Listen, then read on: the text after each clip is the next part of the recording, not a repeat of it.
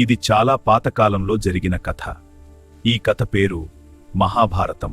ఈ కథ ఒక అడవిలో స్టార్ట్ అవుతుంది. ఆ అడవి పేరు నైమిషారణ్యం. ఇక్కడ చాలా మంది ఋషులు ఉంటారు. వాళ్ళు ఒక గొప్ప కథ వినాలని అనుకుంటారు. ఓ సుత మహర్షి, నీకు తెలిసిన గొప్ప కథ చెప్పు. ఈ కథ రాజుల గురించి మాత్రమే కాదు, ఈ కథ మనమెలా జీవించాలో చెప్తుంది. అప్పుడే మహాభారతం కథ స్టార్ట్ అయింది.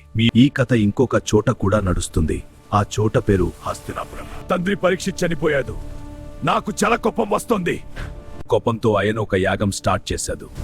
నా కోపం ఇది ఆపలేరు, యాగం చేయించాలి. ఓ రాజా, కోపం మంచిని కాడు. నేను నీకు ఒక కథ చెప్తాను. చెప్పండి రిషి. ఆ కథే మహాభారతం.